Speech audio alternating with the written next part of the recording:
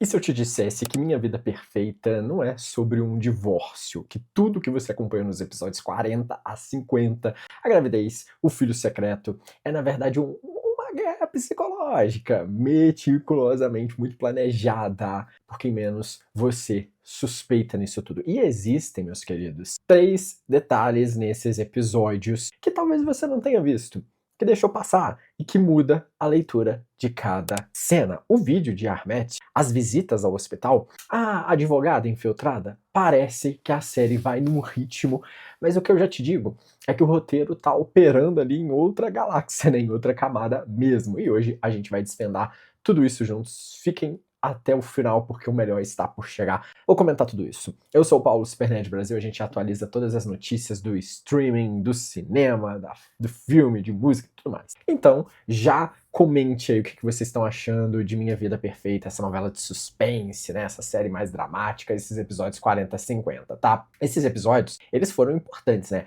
A cena da Sebinem sendo internada à força enquanto gritava que não era louca é uma das mais perturbadoras da série e ao mesmo tempo uma das mais bem construídas. Mas eu acho que o que ninguém tá falando nisso tudo é que a série vai plantando essas sementes dessa armadilha, ó, eônios lá atrás, e em detalhes que eu acho que a gente vai ignorando ali, tá? E aí eu acho que a gente analisando tudo, a gente vai vendo, né, um caminho até uma teoria que vai reescrever sobre o que a gente pensa sobre o Onur, né? O que eu já posso dizer pra vocês é que o Onur, situando desse caminho de tudo onde a gente tá, é que o Onur, ele pressiona a Sebinem para assinar um contrato de divórcio impossível. Fecha o restaurante, o Mandier, suspende ali o Capitão Mesut, a Melissa aparece grávida, o ex-marido dela, o Armette, a gente falou dele muito no último vídeo, ele manda um vídeo revelador ali antes de sumir, a Ashley é afastada por chantagem envolvendo a filha Seren, o Mesut arma uma operação perigosa contra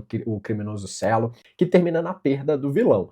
A Sebinem ganha a guarda temporária dos filhos, a Ashe e Emily agora estão nesse caminho, nesse jogo todo. E o golpe final, ela é internada à força num hospital psiquiátrico com um laudo comprado pela família Gumusco. E aí não tem como fugir muito tudo, né? Porque a novela é muito sobre o que você faz com as armas que você tem. E a Sebinem, ela tá fazendo de tudo para manter ali o status, os filhos, com o que ela foi tendo, né? Assim, e acho que muita gente nos comentários até disse assim: nossa, eu adoro acompanhar a CBNEM, eu gosto muito da CBNEM. E a gente não passa pano, porque a CBNEM ela é uma criminosa, né? Ela fez as coisas ali para de fato manter o status, manter os filhos pertos. E óbvio que a série divide esse momento ali. Você faria a mesma coisa, você não faria a mesma coisa para manter tudo isso. Ela foi muito humilhada na infância, ela foi muito maltratada na infância. Mas o que a gente pode dizer é que a atriz é muito boa, né? A história conseguiu mexer com a gente de torcer para uma vilã. E a gente quer ver até onde essa história vai, né? Que a Sebenen, ela conquiste a redenção dela, né?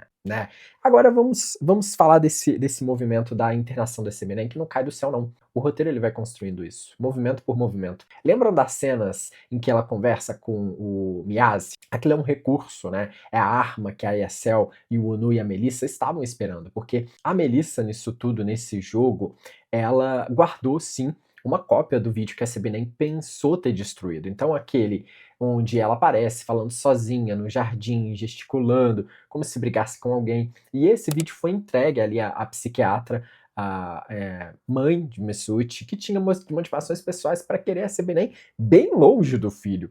O que me choca aqui é a frieza dessa operação, porque não foi um gesto de raiva, foi um plano. A Isel não pediu apenas o laudo, ela pediu que a Sebinem fosse humilhada. Então essa diferença importa muito, porque revela que o objetivo nunca foi a guarda das crianças, foi destruir a autoestima da Sebenen.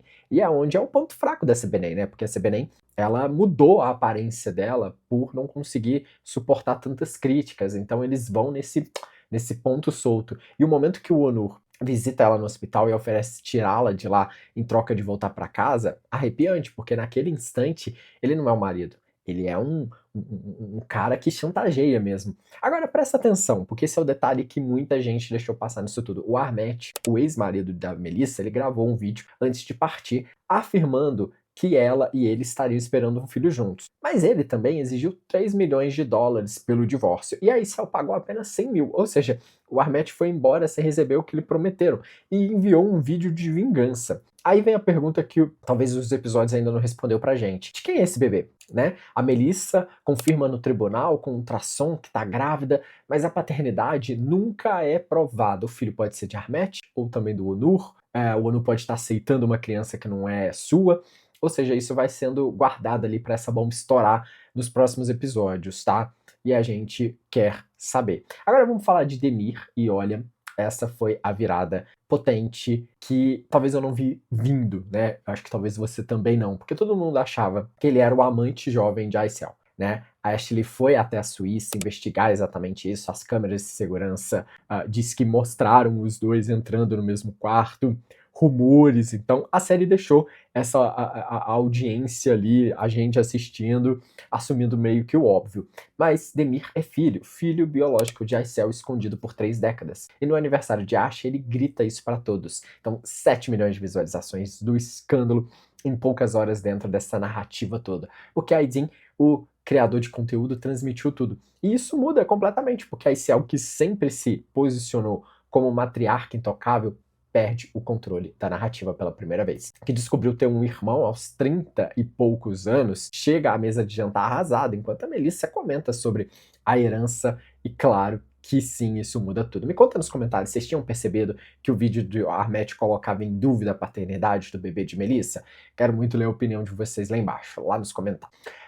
Eu vou continuar falando da sequência da armadilha contra Cielo, porque é tecnicamente a mais bem executada desse caminho todo. O Mesut usa ali todo esse movimento ali, as balas, né, que foi trocadas pelo Diden, ou seja, colete à prova de balas, ou seja, tudo falso para simular essas explosões, tudo para que Cielo se incrimine confessando onde fez isso com as vítimas, o amigo, o irmão também do coração do Mesut, ou seja, o plano funciona, o Mesut, ele captura o criminoso, mas o desfecho vem nessa perseguição de carro, porque o Cielo pula sobre o Mesut durante ali o carro, cai, o vilão não sobrevive, então o Mesut sobrevive e a promessa à família Burak é cumprida, mas o custo é muito alto, porque o Mesut se demite da polícia e assume os negócios ali da família, o acordo mesmo filmado com a mãe Anilgun. Agora, uma curiosidade é que as dinâmicas das conversas da Sebenen com o pai, com o Miyazzi, né, foi um dos recursos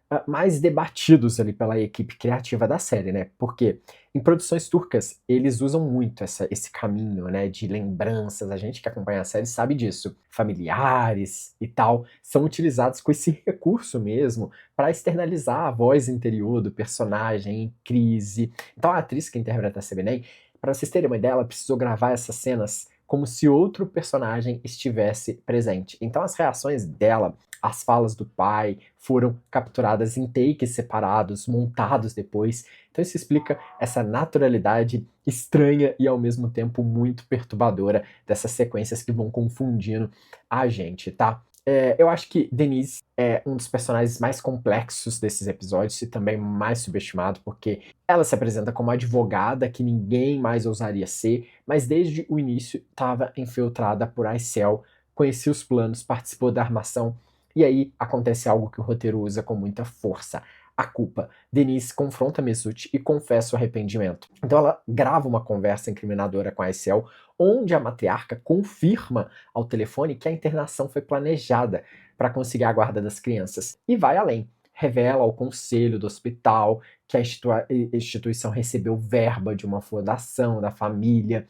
Isso transforma ali um grande caos. Então Denise não se redime. Ela se redime porque os pais de Sebenen viraram empregados da mansão de Aicel. Isso foi longe demais para ela, né? Todo mundo é muito comprado ali, muito vendido. E óbvio que isso muda tudo daqui para frente. Bom, para fechar, você não vai sair daí, fique por aí, porque eu vou te contar o que eu achei desses episódios. Acho que a cena da internação da Sebenen é muito bem escrita, mas também é a mais irresponsável do ponto de vista narrativo. Se o roteiro não pagar esse cheque, a série usou um mecanismo para ganhar guarda, colocou como antagonistas ali exatamente as pessoas que deveriam proteger a personagem, né, a sogra, o ex-marido e até a mãe dela, a Seda, que entrou na casa do inimigo sem entender que virou um jogo mesmo de peão. Então, se os próximos episódios não trouxerem consequências reais para a Aicel, para o Nur, vai ser uma decepção enorme, né? Então, uma teoria que eu acho legal da gente falar é que o Onur sabe que Sebinem não é louca, né? Então a visita ao hospital